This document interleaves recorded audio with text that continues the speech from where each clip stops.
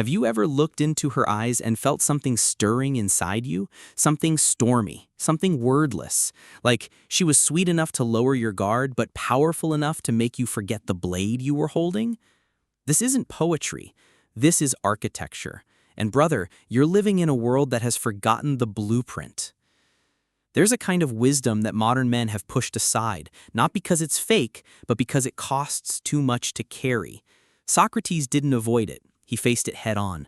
What he found wasn't hatred of women, it was a deeper truth, a truth that still shadows the hearts of men today. He didn't come with bitterness, he came with clarity forged in fire. He saw something that few dare to speak aloud. Men are shaped by directness, by clarity. Women? They're shaped in layers, emotion, instinct, smoke, illusion.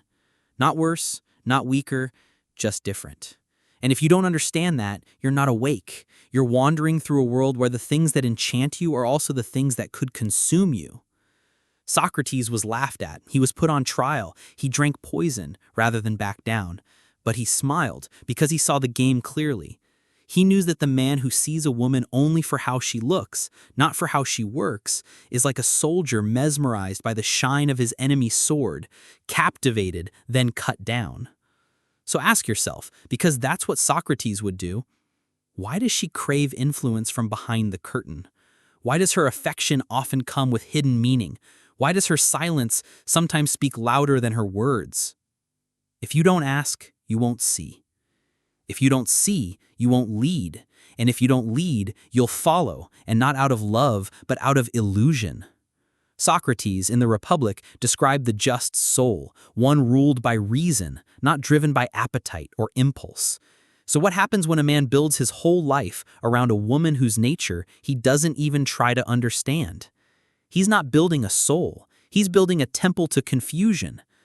There's another kind of soul Socrates warned us about, the tyrant soul, the one ruled by endless craving, always wanting, never at peace. And look around. How many men today are walking around in suits and ties, pretending to be rational, when deep down they're just chasing approval? Not from a boardroom, not from a brotherhood, from a woman. Not her fault, not her problem. It's yours. Because Socrates wasn't warning you about her, he was warning you about you. If you don't understand her nature, she's not your enemy, she's not your savior, she's the test. And every man must pass that test or get broken by the weight of his own misunderstanding. See, you were trained by movies, by media, maybe even by your mother, to seek beauty. But Socrates knew beauty is the bait. The real issue, what's hiding behind it, what drives it. Men chase her shape and forget her structure. Men chase her touch and forget her pattern. You don't study her, you fall for her. And when you fall, she doesn't catch you, not because she's heartless, but because nature never gave her that job. She selects, she evaluates, she adapts. But she does not build. That's your role. That's your crown and your curse. Socrates said, the unexamined life is not worth living. That includes how you think about her. That includes your craving, your weakness, your fantasies. Because if you won't examine them, she will. And not because she's trying to destroy you, because she can't not see it. Just like the ocean doesn't hate the rock it wears down, a woman doesn't hate the man she outmaneuvers. She's following her nature. But are you following yours? Socrates lived in a time when men misunderstood power. They thought it came from votes, applause, silver coins. But real power, it belongs to the man who cannot be fooled, especially by what he loves. That's the starting point. You weren't born to orbit her. You were born to govern yourself. Because unexamined desire, that's even more dangerous than an unexamined life. And no desire hides itself better than the desire for a woman. It dresses up as devotion. It whispers like destiny. It looks like truth, but it often serves something much more primal, survival, selection, instinct. You call it love. She calls it timing. In Phaedrus, Socrates warned us, love without reason becomes madness. Beautiful madness maybe, but madness nonetheless. He said the soul driven by lust becomes like a wingless creature, crawling in circles, always obsessing over its next fix. And man, how many guys do you know living exactly like that? Sacrificing dreams, goals, purpose, for what? A soft laugh, a passing glance, a dopamine hit in the shape of a body. You're not here to be consumed by the feminine, you're here to understand it. Because where men chase truth, women chase alignment. Not with what's true, but with what's secure. That's not an insult. That's not weakness. That's strategy. She's not looking for what's morally correct. She's looking for what works, what wins, what protects, what survives. Your fancy words don't impress her. Your self-mastery does. Your certainty does. Your command of your reality, that's what pulls her in. But hand her the crown before you wear your own? She'll never kneel. Elevate her above your purpose? She'll keep testing you until you fall. Not because she's cruel, because you showed your cards, you revealed the price tag on your soul. Socrates believed the soul had three parts: reason, spirit, and appetite. The man who lives with reason at the top, that man stands tall. But the man who's led by appetite, emotional, sexual, social, he falls apart. He becomes a follower, not of her, of his hunger for her. And you've seen these guys. The ones who can't shine unless she's looking. The ones who kneel without even knowing what they're kneeling for. The ones who betray their own code just to keep her close. Don't become him. Don't let that be your story. Socrates lived among men who couldn't tell the difference between noise and wisdom, charm and truth. He saw through it all, and they killed him for it. But his voice still echoes. Not to the crowd, to you. To the man who still wants to see clearly. Socrates understood something that we keep trying to ignore. Women, by nature, are attuned to the present moment. What's happening now? What feels safe? What feels right? Men? We're wired differently. We stretch forward. We project. We build. Our thoughts aren't just about today. They're about 10 years from now. We carry the burden of vision, and vision comes with weight. The feminine offers us a way to forget that burden, to trade it in. Warmth, comfort, the illusion of peace. But brother, that's not peace, that's sedation. Real peace? It comes from clarity, not her compliance. She'll test your frame. She'll test your focus. She'll mirror every ounce of your uncertainty back at you with terrifying accuracy. And if you haven't mastered yourself, she will master you. Not out of malice, but out of design.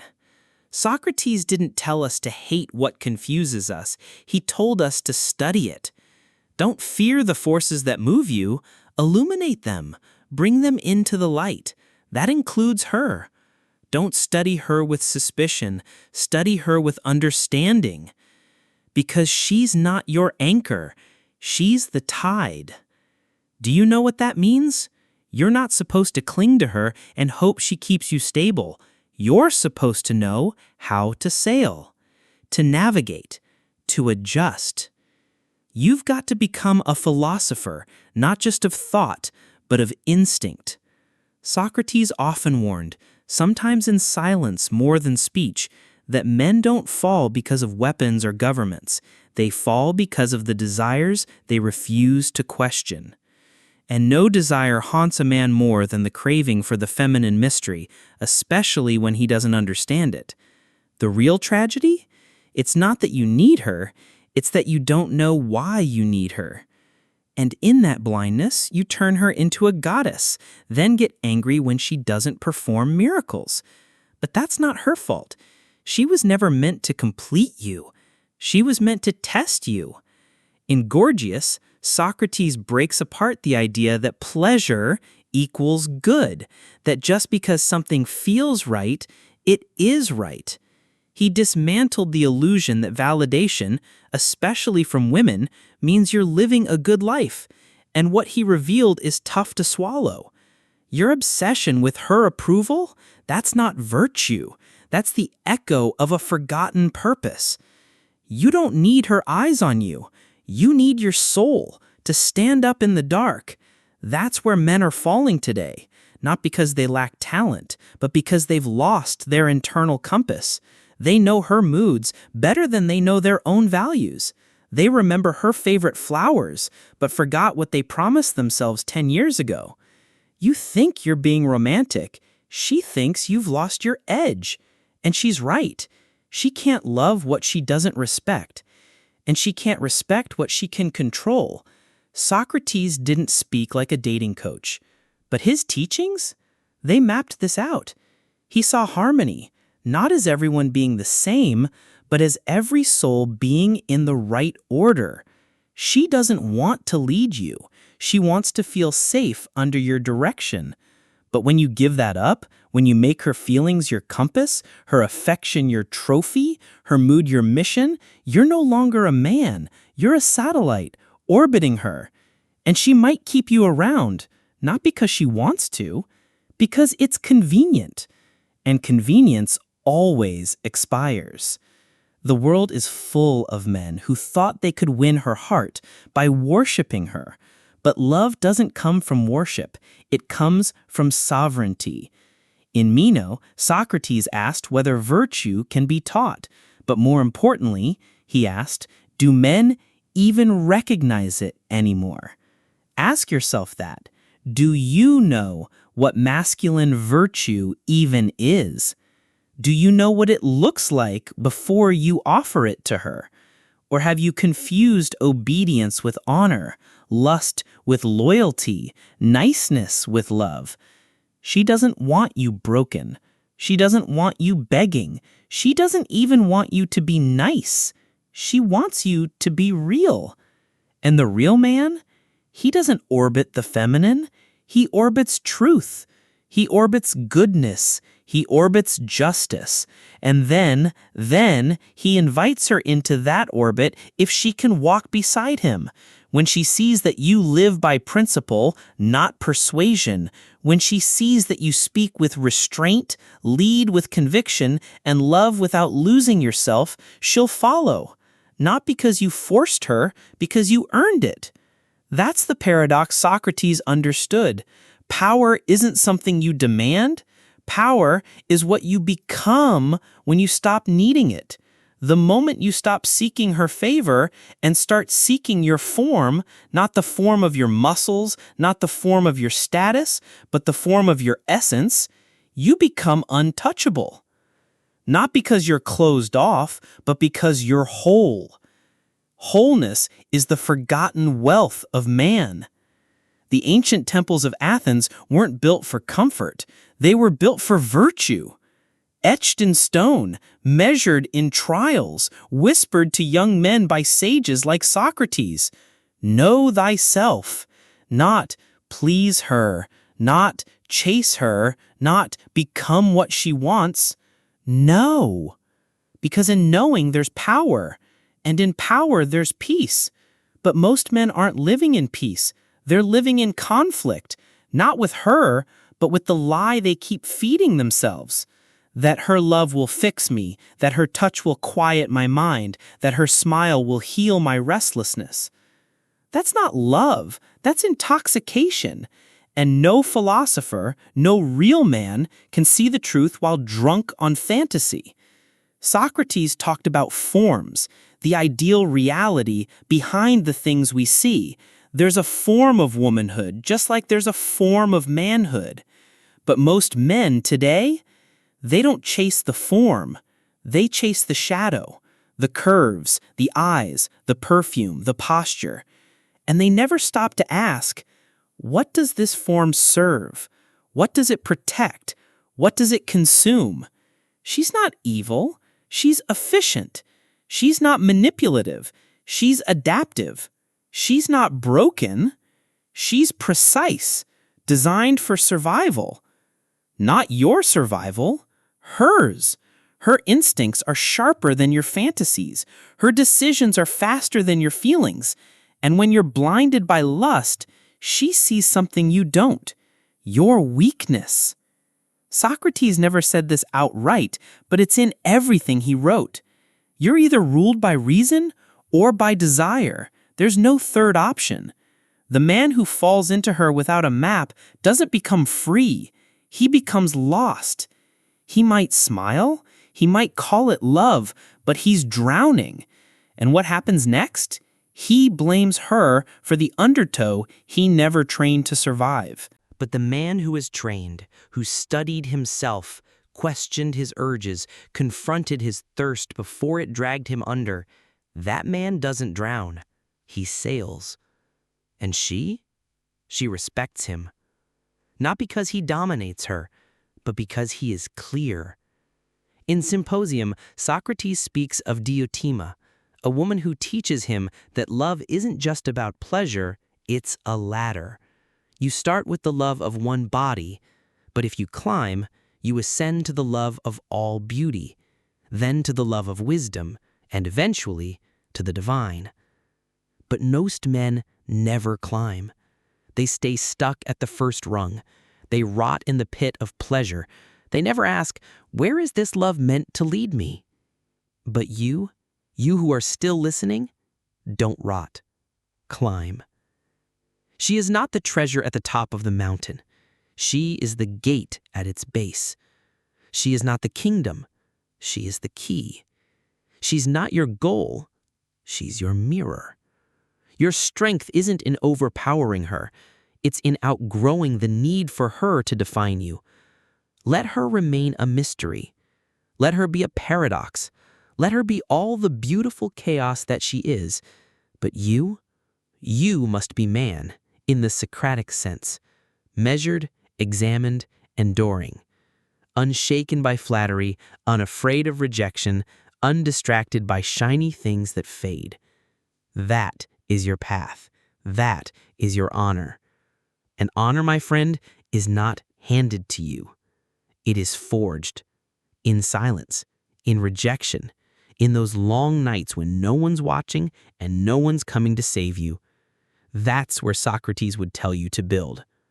Not in her arms, not in her approval, but in your own inner court, where no one else gets to rule but you. The man who needs her warmth to feel alive has no fire of his own. The man who bends his will to avoid losing her will eventually break. And when he does, she won't pick up the pieces. Not because she's cruel, because it's not her role. Even she is searching for the kind of man who doesn't need her, but chooses her. A man who sees her clearly, not as a savior, not as a therapist, not as a mirror for his self-worth, but as a woman. You want her to see you? Then stand where men rarely stand. In solitude, in purpose, in mastery, without the need to be seen at all. Socrates once said, "The shortest and surest way to live with honor in this world is to be in reality what we would appear to be." So ask yourself, what do you want to appear to be? Strong, wise, desired, respected? Then become that. Not for her, for you. Don't chase her attention, cultivate presence. Don't chase her body, master your appetite. Don't chase her love. Offer her your truth and let her choose what to do with it. This is what Socrates meant by the examined life. Not just your thoughts, but your motives. Not just your philosophy, but your posture. Not just knowing what the soul is, but knowing what your soul does when beauty tests you, when rejection stares you down, when she pulls away. Because that is the sacred trial. That is the arena. And that is where most men drop to their knees and surrender their throne. But not you. You stand. You hold the line. You choose reason over reaction. Because here's the truth. She's not the obstacle. She's the signal. If her affection breaks your focus, the weakness was already in you. If her silence ruins your peace, the silence was always yours. Don't resent her for being what nature made her. Study her. Respect her design, but don't surrender to it. She is the wind, and you are the mast. You don't rage when the wind changes, you adjust your sail. That is manhood. Not control, not conquest, but unshakable orientation. That's the truth no one's teaching anymore, because it's inconvenient, because it demands something. But Socrates knew it. He whispered it in his paradoxes, in his dialogues, in the last sip of his poisoned cup. Be unshaken, because when you are unshaken, she feels it, not in fear, but in awe. She knows this man cannot be moved. And when she knows you won't bend for her approval, she'll do what her nature is built to do. She will align, not because you forced her, because you earned it. Women don't fall for men. They align with them. They mirror strength, not sympathy. They follow rhythm, not words. They seek heat, not the flame that flickers, but the one that lasts. Socrates would never have begged for loyalty. He would have become the man to whom loyalty is a natural response, because he understood something most men don't. The grounded governs the fluid. You're not supposed to chase water with empty hands. You're supposed to build a channel and let it flow. But the modern world, it tells you the opposite. Submit to her emotions, soothe, please, adapt. And in doing that, you're told to betray the law that's written in your bones. Do not bend unless bending is your will. Because once you fold for approval, you'll keep folding until you disappear. There is no balance where self-betrayal is the price of love. There is no intimacy without integrity. So what kind of man can she not walk away from? Not the richest, not the most charming, not the most poetic. It's the man who could walk away and still be whole. Because the moment she senses you can't walk, that your soul is chained to her affection, that your light dims when she turns away, she knows you're not fire, you're a candle, flickering, fragile, forgettable. But the man who stays standing even when she pulls back, who smiles through rejection, who keeps building regardless of her moods, that man becomes gravity. She can't help but feel it, even when she runs. Socrates knew this. He didn't chase applause. He didn't flatter the crowd. He dismantled illusion. And in the end, he died for it. But he chose that path because he chose truth. So what's your truth? You don't need to fear her nature. You don't need to change it. You need to master your own. She is not the war. She is the mirror. She is not the enemy. She is the exam. And if you fail that exam, it's not because of her. It's because you didn't study yourself. She is not here to complete your soul. She is here to challenge it. If you embrace that, she becomes the forge. If you resist it, she becomes the flame that burns you. So don't ask her to be simpler. Become wiser. Don't ask her to stay. Become the man she doesn't want to leave. Don't ask her to heal your wounds. Heal so deeply that your scars become scripture. Socrates gave us no commandments, only questions. Sharp questions, dangerous questions. And if you follow them, you will lose some things: illusions, addictions, comfort. But what you gain clarity in a noisy world. You gain calm in the middle of storms. You gain power, not over others, but over yourself. That's real strength. Let them say you're too distant, too cold, too logical. Those are the cries of a world terrified of men who cannot be bent. Because such men, they don't follow trends. They don't sell their soul for kisses. They stand. And that stance, it lights fires in other men. They'll see you, and they'll remember who they were meant to be. So to you listening now, in stillness, in reflection, in that ancient ache only the wise ever feel, rise. Not in rage, not in apology. Rise in truth.